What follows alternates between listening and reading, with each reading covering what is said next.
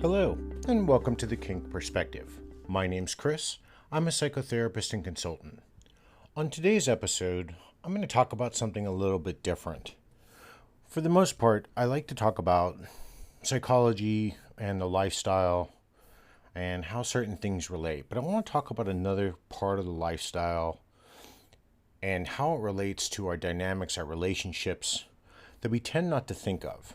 And this is what happens when we get to the point where we kind of think of it, the spark is fading, or we feel like we're drifting apart. There's a lot of reasons why couples tend to drift apart or feel that disconnect between the two of them. And a lot of the times when I'm working with couples, they tend to discuss or amplify the issue they feel is the reason they're losing the spark in their relationship. It seems to be this main, we're doing things separately. We are, too much of our own individuality has come out, and we're no longer doing the things we enjoyed together. Our dynamics slowed down. We don't play as often as we used to. Some people you can chalk up these differences to each partner has evolved differently inside of the relationship. I've talked about this before, where relationships are their own entity. They live and they breathe. And just like a plant or anything else, you have to feed it. And it has to grow. But when we hit those undulating waves at times of deadness or just calm that are just feels like the drags the relationship underwater, people can start, especially the couples or those involved, start to feel hopeless. They start to feel like they're losing hope within, and they'll start looking for that excitement or newfound intimacy elsewhere. And we have to start to understand that there are a lot of reasons people tend to drift apart. They tend to disconnect, right? And we have to be realizing it's not always going to be the good times. It's not going to be just like when we just met and there's this big spark and we're super attracted and we're playing all the time and the sex is phenomenal and we can't keep our hands off of each other. Each part of the relationship has a phase, and in that first year or so, we're in that honeymoon phase. We're really loved up. We settle later on into the relationship phase and the deeper intimacy phase. And it starts to happen. You may or may not have heard the term like the 7-year itch or the 5-year itch or even the 3-year itch. Other hardships that can come along that create this disconnect or this fail of evolution of growth, there's financial issues or personal problems, familial problems. Our friends don't like who we're with, and that's causing issues. We're work issues. One of the two partners has gotten a promotion, and now the other partner feels inadequate. Children disrupt a relationship. As much as I would agree children are a blessing in a marriage or a relationship of any sort, they do create that disconnect because then a lot of the focus tends to be for the children first. And one of the things I do when I'm working with couples and they have children is I tend to remind them that the couple came first. Right? Couples often tend to put their children first over everything else, and I'm sure there's going to be a lot of questions on why I'm going that route about kids, because when it comes to children, it's not that they're not important and they're not loved, but if you sacrifice your relationship, what brought you two together first for your child, this will create a lot of resentment. It creates a lot of animosity. And this isn't something we're just pulling out of thin air. It's another issue that causes this drift. It does cause partners to wane. It does cause partners to go off and have affairs, or leads to infidelity. And, when we're out there, somebody's at home taking care of the kids, or both parents are working, one income is going to pay for child care, the other person is working late, we become distracted from the more important aspects of our life. And in some cases, this results as a skewed trajectory for where we were headed. Those goals that we used to have that were aligned and all the dreams we have for the future have changed. And while we're civil with our partners at this point, we can feel that our lives have taken a different path. And we know that we're not fighting with each other and we're not confronting everybody on every little picadillo that comes along our way. We're just no longer in sync with the person that we once were with. Sometimes partners may not even be aware that they drifted apart. They're working so hard, or they've got so many family commitments and other commitments. We take our partners somewhat for granted, and then all of a sudden, the intimacy, it's gone from every few days to once a week to every other week to once a month. Preoccupations, when we have them throughout our day, our day-to-day living issues, mask the fact that we don't even realize we're not spending time together, going out, going on on a date with each other, going to the movies, going and having a nice romantic meal, the things that we used to do during that whole courtship phase. And the reality is, these events, as we move forward, can lead to couples coming to the exact brink and facing their relationship with the potentiality of ending it, even if they do have children. People have to understand and deal with the reality of who they are and who they were together. Not just who they are currently together, but their past as well, and what they want for their future. There may be all of these uncomfortable emotions that are coming forth as we get older and we change. Maybe we're not playing as much. Maybe we're tired. Maybe somebody in the relationship is a little older. So it's, as we get older, we tend to start thinking about the later parts of our life. I have always been one of these types of people that, even when I was younger, when I was in my teens, 16, 17, I always thought about, what's life going to look like down the road? Because nothing is guaranteed. Even though when we're in our 20s and even our early 30s, we feel invincible, nothing is guaranteed.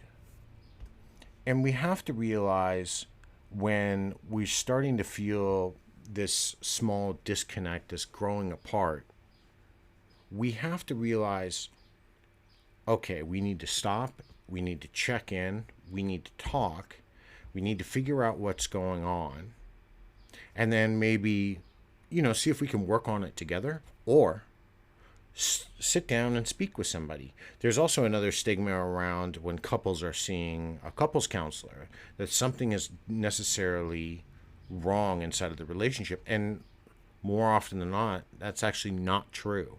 It's very healthy for people to check in and have a third party kind of sitting there and helping them mediate and go from all of these different angles, because it helps them identify different issues that they may not even been aware of why they've started drifting apart in the first place. And we have to look at things like, we have to identify first, what's that wedge that's causing us to, drift apart a little bit. Why aren't we playing as much? Why aren't we going to the clubs? Why aren't we going to these private events or the dungeon parties that we used to every weekend? That's where we live. That's where our true identity was or is. But we have to understand all of these concepts and move them forward together and start to figure out, okay, you know what, you've gotten really busy.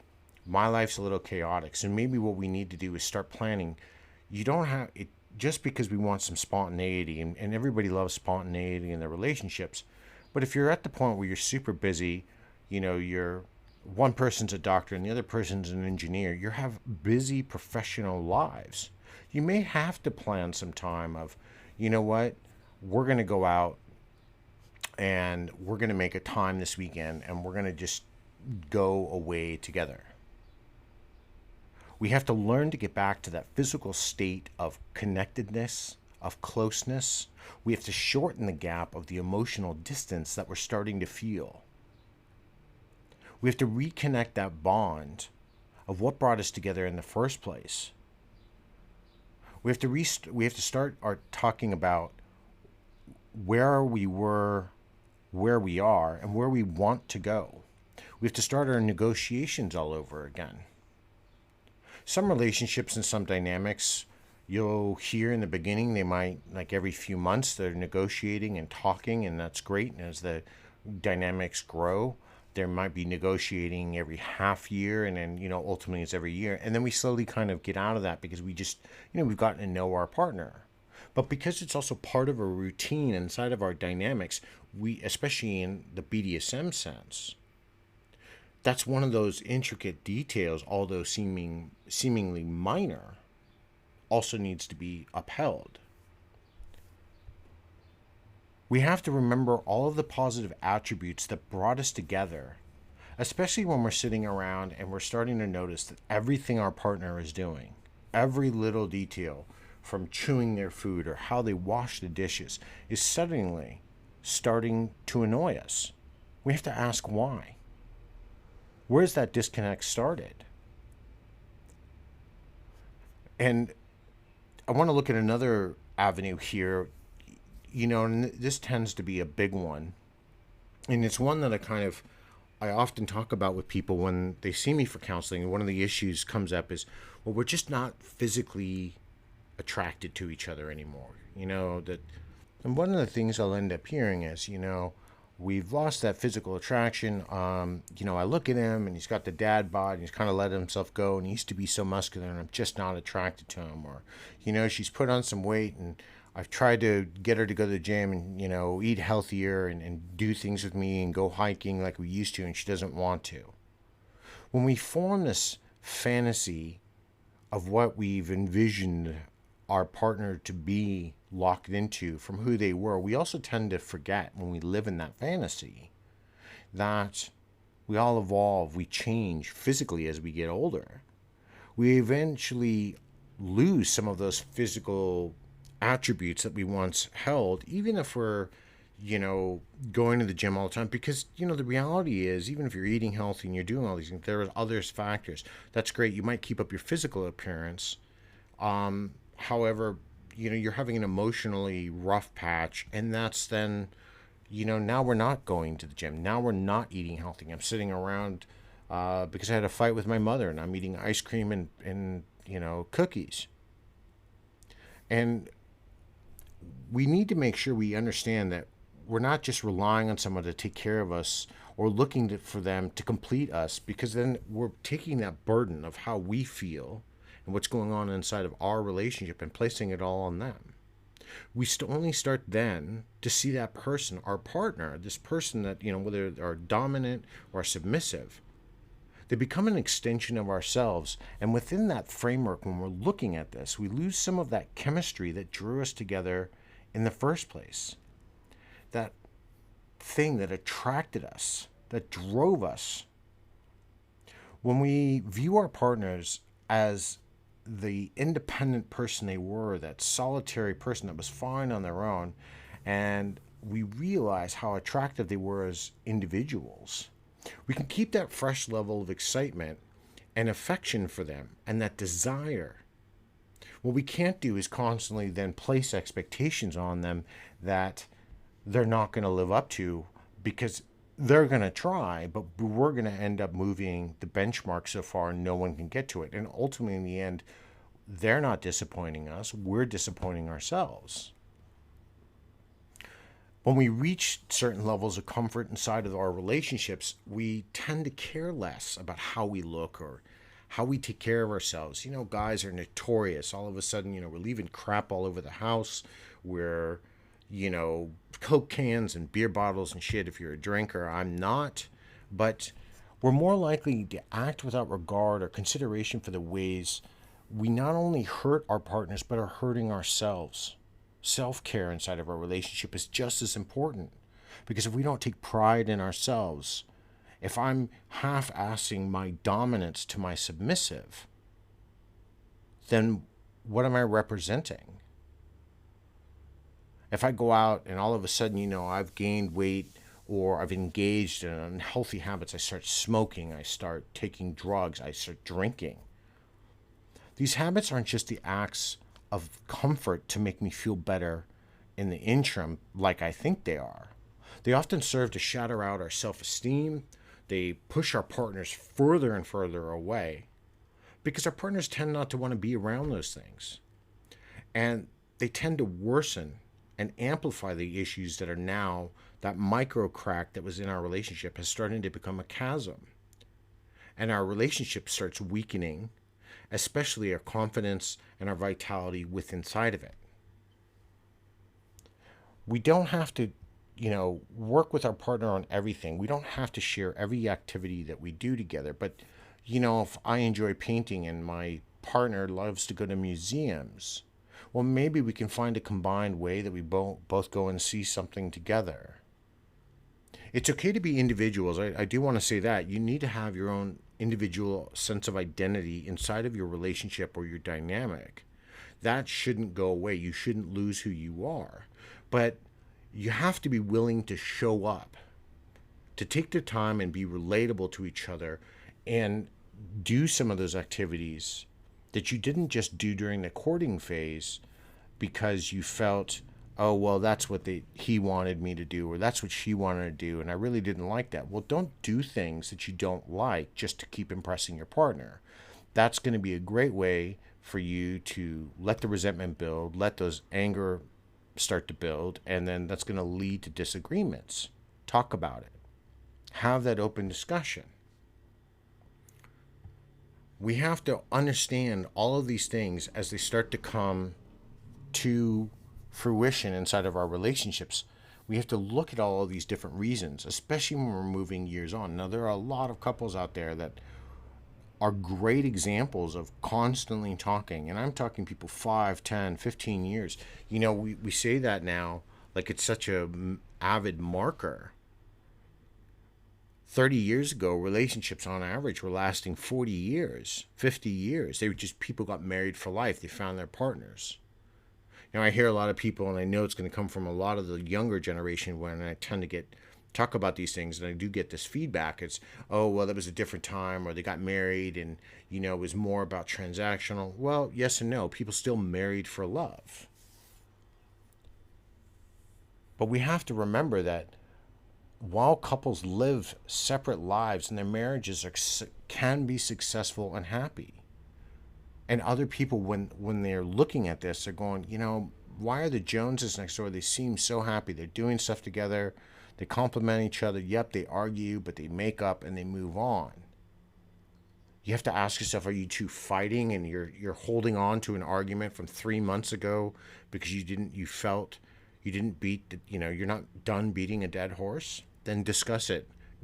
Find out what for you before you go and have a discussion with your partner, because you're holding on to this resentment, before it causes any more drift inside of your relationship. Find out what's the issue is really bothering you, and then have a chat with your partner. You have to do all of these things. You have to work. You have to be creative inside of your relationships. And we occupy a world that's so diverse in everything we do. There isn't one kink that bears any real semblance to another. A few weeks ago, in the end of last year, I had a really fascinating discussion with somebody about lactation.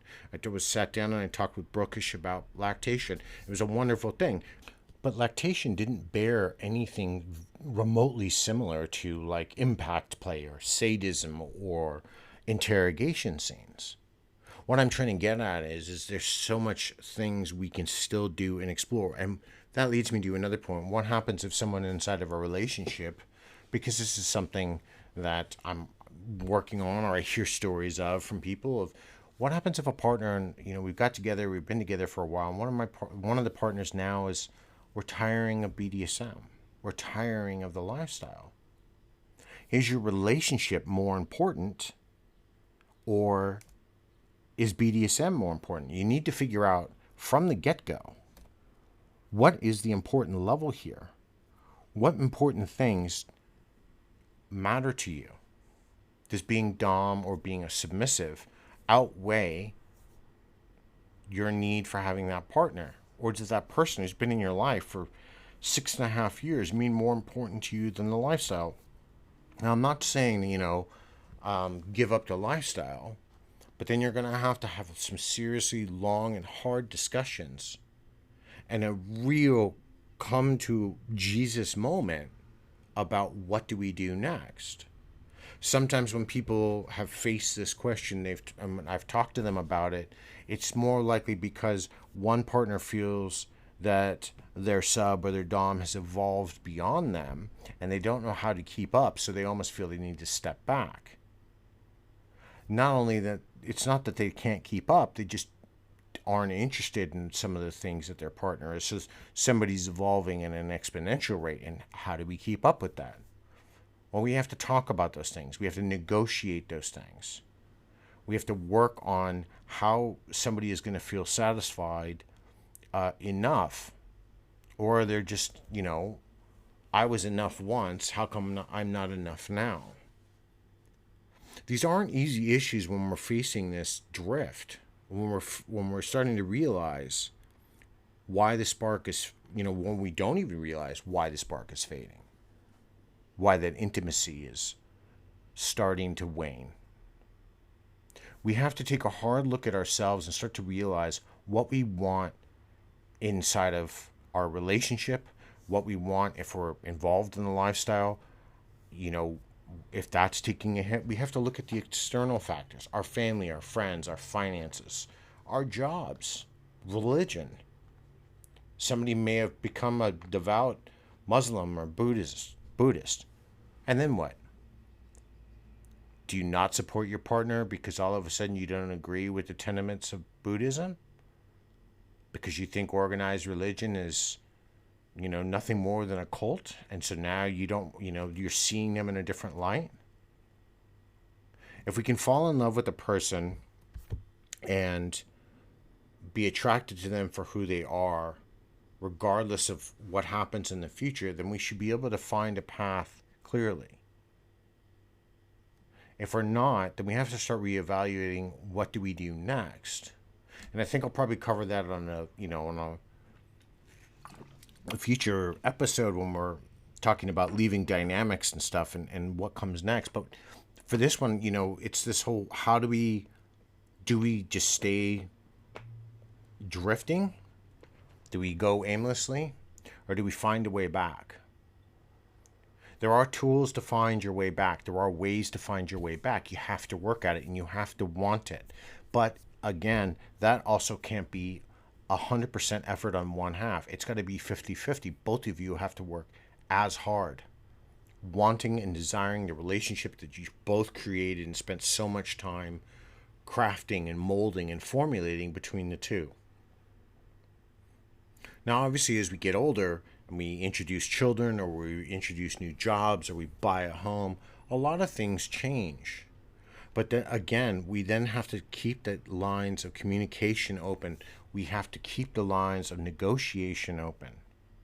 And most importantly, we have to talk about our emotional selves. We have to talk about the things we need, things we want, our desires, our fears, what scares us. We're living in a time now where it's really, I'm kind of happy I'm not in my 20s. I wouldn't know how to date or how to approach somebody,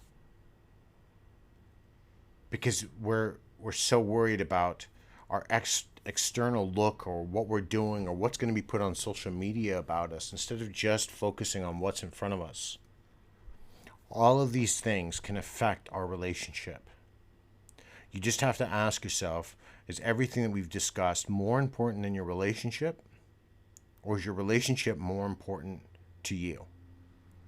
Do you want to fight and get and stop the drift and bring your partner back in close and rekindle that emotion, to find your emotional vulnerability again, to raise that emotional intelligence between the two of you? Or are you satisfied with where your relationship is, and it's okay if you're letting the spark fade a little bit, maybe it'll come back around?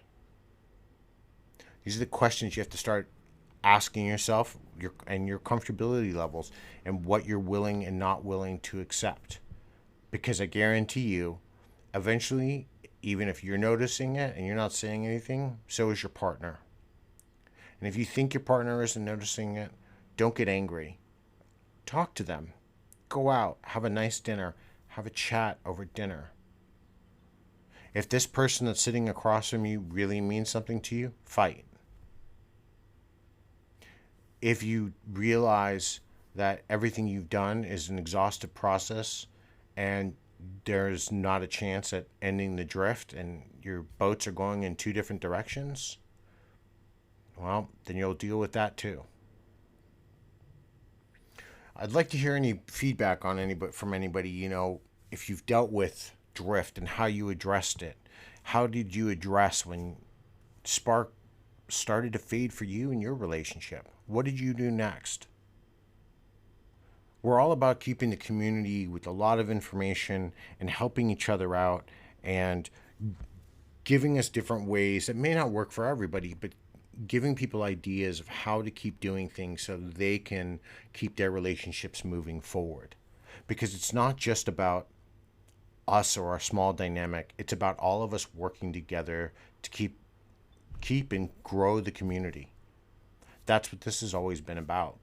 Protecting the community, keeping it moving forward, keeping it positive, and helping our friends or our partners work through those tough times. Until next time, everybody, be safe and stay kinky.